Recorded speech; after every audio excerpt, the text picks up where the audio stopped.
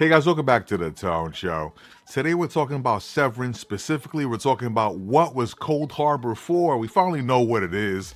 Before we go forward, there's going to be spoilers, obviously, for Season 2. So if you haven't seen Severance, bookmark this video, come back for the theories that we're going to discuss. So Severance Season 3 has already been approved. It's been greenlit, so we're going to get some more answers to follow the story. Until then, though, let's discuss what's Cold Harbor for. So what we discovered this season is that Cold Harbor is an extension of the Severance program. So Severance is basically just the beginning. Cold Harbor is the ability to split up a personality, or better yet, to split up a person into 25 different innies. So with Gemma, we found out there's not just one Gemma or two Gemmas, there's actually 25 distinct Gemmas, and each Gemma or person operates differently within a confined space. So there were like 25 rooms that Gemma went in, and in each room she was a different innie, a new consciousness, basically blank slate with no conscious or idea of what happened in the other rooms. So it made me wonder, what would Cold Harbor be used for in the real world? Like, why would Lumon want this ability? And it just dawned on me, it's nefarious, really. You know how the severed workers, the innies, don't know anything about the outside world, so it's impossible for them to actually pass messages or even give up confidential information. Now think of this basically applied to the 25th degree.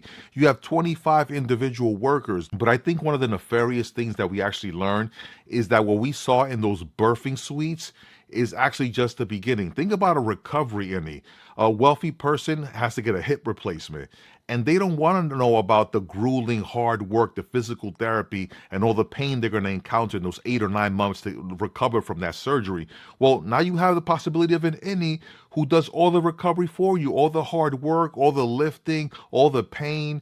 So basically, a person's consciousness can be segmented into 25 individual use cases, and neither of those use cases are aware of each other. And if Lumon uses the Glasgow Block, which is basically the procedure that they have where it allows the innie to operate on the outside world, because right now it's confined to different spaces, or think about different floors on different buildings, they'll actually be able to implement this outside in the world. So now you have innies who are driving buses. It can even get more nefarious. Think about now, like, contract killers who don't even know who they killed. How can you tell on Lumon or testify against Lumon when you don't even know what you yourself did? So the idea of breaking one person into 25, there's so many nefarious things you could do with that person. So Gemma's character was perfect for this because she had just been in an accident, and basically she was the template. She was like the test subject.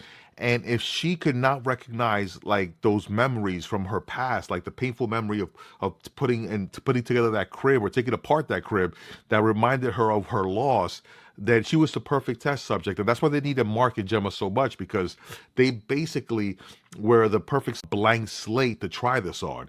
And now that it's been perfected, it can be implemented through all Severance workers. And maybe Lumon, uses this for contract work, like I said, with the military. Like, that'd be a perfect application for this. But think about how nefarious this could be for Lumon as far as workers. Now you basically have 25 different workers who are kind of technically slaves to you, and each one is unaware of the presence or the knowledge of the other one. So when somebody gets employed by Lumon, they can split them into 25 basically. So it's like mass production of a worker. So every person employed by Lumon now is times 25, and each one is unaware of what the other one does. So there can never be spillage. There can never be secrets that are deployed. If something horrible happens to one personality, as long as they're physically okay, they can be wiped and reset and sent to do something else, and they'll never know of that trauma. So it's very nefarious, and I can see why Lumon was celebrating that they actually accomplished this.